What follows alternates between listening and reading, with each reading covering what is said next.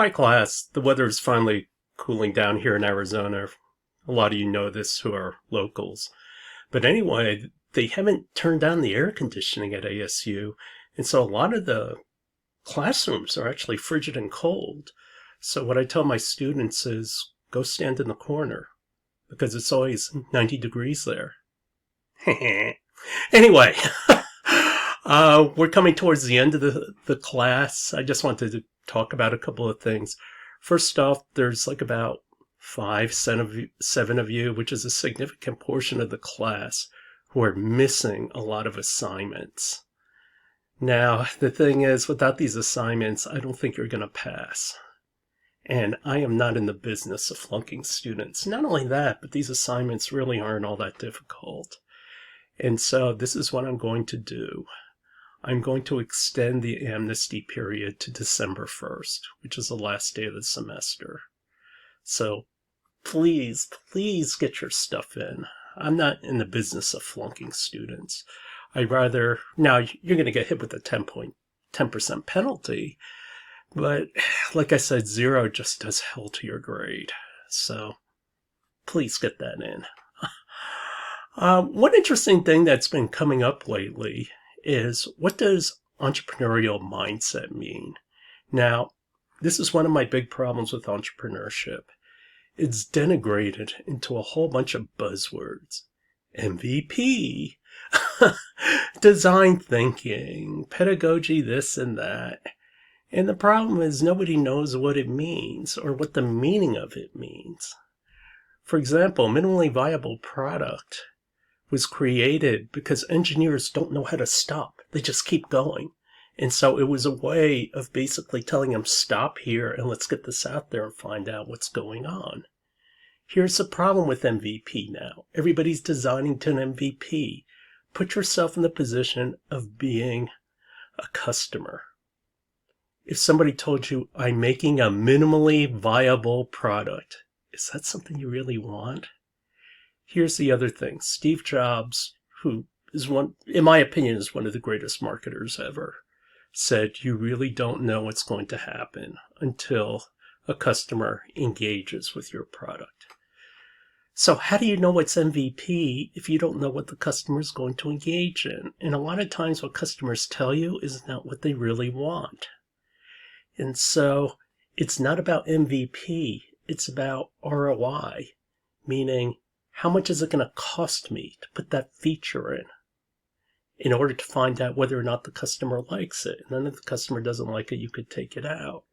So it's not MVP, it's about MLP. How do you make lovable products? How do you make products that you engage a lot? How do you get products that you don't get tired of? For example, my wife loves her Toyota Highlander. And the big part of it is because it's got a shelf in it. I mean, we love things for the stupidest reasons. Yeah, I know you're thinking about my wife and me, but anyway, I mean, from her point of view. Another thing they talk about in entrepreneurial mindset is the reason why people don't pursue entrepreneurship or chase an idea is because they're afraid. And that's true. There's basically 3 kinds of fear. There's organic fear that come from neuroses and phobias and things like that. Those are organic in nature. They're hardwired into you. That's something you can't fix easily. And not only that, anybody who's had parents has got some kind of neuroses. I don't know about you, but I've caught myself saying, I've become my father. I said I'd never do that. Anyway, the second kind of fear is the good kind of fear that, alerts you to danger. Oh, there's a fire over there. Run. That's one thing that drives me crazy about sci-fi movies. It's like, the ground's bursting and everything's coming apart and people are standing there staring at it. It's like, sheesh, run. The third kind of fear comes from uncertainty. And an example of that is we make decisions based on risk. What is the potential outcome? And that's multiplied times the probability that it can happen. And for that, the approach most teachers take is, we're going to create a safe haven for you. So go ahead and try it. And my problem with that approach is, in certain approaches it works well, but it doesn't work very well for entrepreneurship. And here's why. You can create an artificial situation, but you don't have skin in the game. You don't know what it's really like. And for those of you, and I think everybody in this class at one time or another has been a leader, it's like you could do all the simulation you want about leadership, but until your neck is on the line, you don't know what it's doing. There's no risk involved. I mean, what a grade. That doesn't compare to like all those ugly stares you get and everything else, or the fact that a lot of people are counting on you for their jobs. That's when you really start to feel it. It also kind of reminds me of my daughter has blessed me with 9 grandchildren. And when they were having their first child, naturally, they tried to do everything right. And my daughter and her son-in-law went to this birthing class. And they said, and we want to emphasize this class for our male members, so you can understand what it feels like to have a baby. And I'm thinking, oh boy, that's the wrong thing to tell a woman. It's like, no, we men have no idea what it's like to go through childbirth. Anyway, I created this class to combat what I thought the weakness was in entrepreneurial mindset. What I was hoping to do with this class is teach you how to compete. And what I mean by compete, it's not, haha, I'm better than the other guy. But it's like competing against the challenge in front of you, competing against yourself to do better. That now you have the skills that when you see something, you're not sitting there like, oh my God, what am I going to do? You can approach it clinically and say, okay, what is the crux of the problem? What solutions do I have? And everything, when you figure out the crux, it's all based on 1 or 2 concepts, and then all the details just fall out of it naturally. And so when you see a 6'5" guy, you don't panic.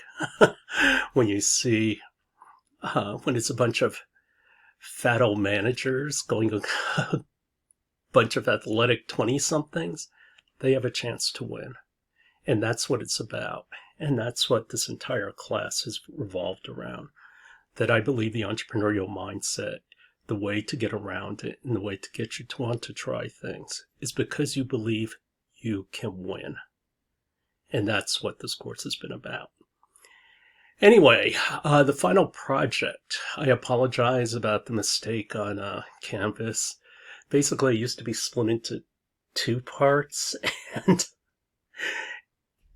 the second part was never published, so I just folded it all into 1 part. But all I'm asking you to do is do an ideation. Think of a problem that needs to be solved, and that would make a business. And there are a few simple questions there. I'm not looking for anything big. I'm not looking for anything particularly long.